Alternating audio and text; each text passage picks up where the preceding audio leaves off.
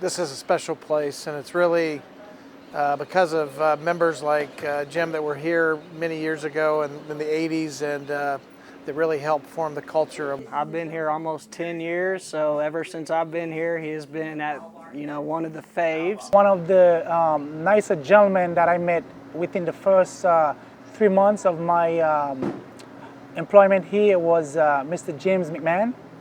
He was a wonderful man. One of the best things of just seeing him every day is we would always talk bad about the group of guys he always plays with. And I tell you, we would just get so tickled, and just really great knowing him, and just kind of the influence that he had with me. I tell you, he just made a very good impression with me.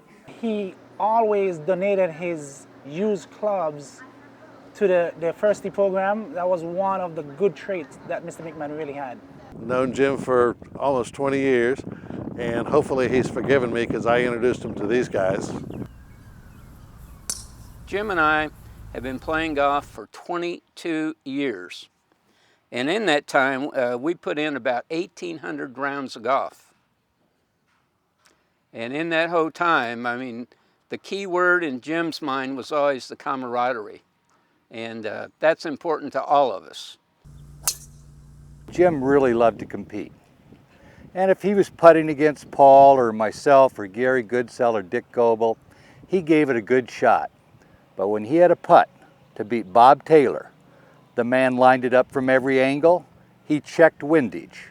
He would putt, make the putt, and he'd have that little curled smile going, "I gotcha." And he loved to get Bob Taylor. Well, one of the things about him I want you to know is about this hole right here, number 15, I would steal his banana. And the reason I'm saying that is that we'd get 2 bananas, and he would get on the course and throw his club. And I told him, if you're going to throw your damn club, I'm going to tell Kathy. And I said, the other thing I'm going to do is I'm going to eat your damn banana. So I did. And he used to get so mad. But one of the things about me telling Kathy, he asked me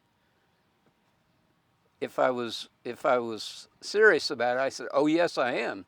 And I said, you have an attitude problem, so I'm going to tell her. He said, oh, please don't. So I think he went home and told her himself, and he improved his attitude. Jim always thought of himself as a really dapper dresser. And he was so proud of that, you wouldn't believe it. And we all envied him because he looked so good. One day, he came out with probably his best pair of golf shoes on. And he was so proud of those shoes. They were green and brown. Now, can you imagine in a group like ours what that does to us? We didn't find out till later that he was colorblind.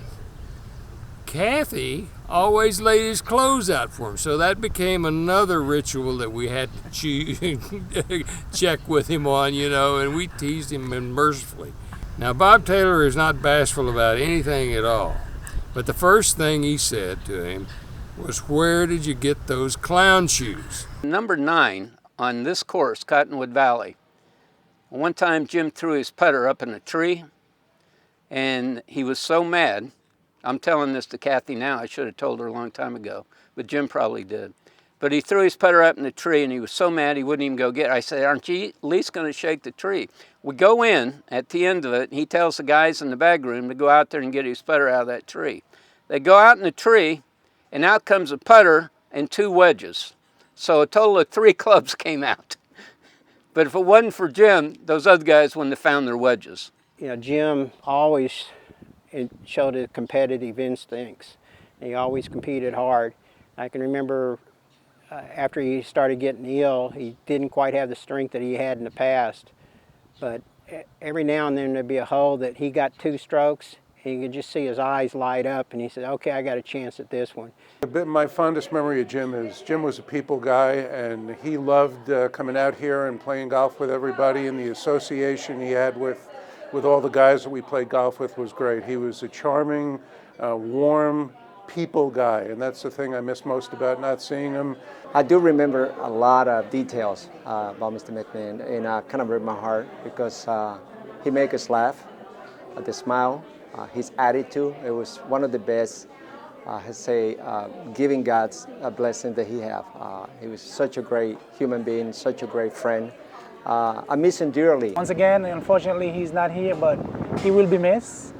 He was a wonderful gentleman. I know all the team loved him dearly, and we're really sorry for his loss. We miss him dearly and just miss him so much. I've always enjoyed Jim and having a relationship with him, not only on the golf course, but in business as well.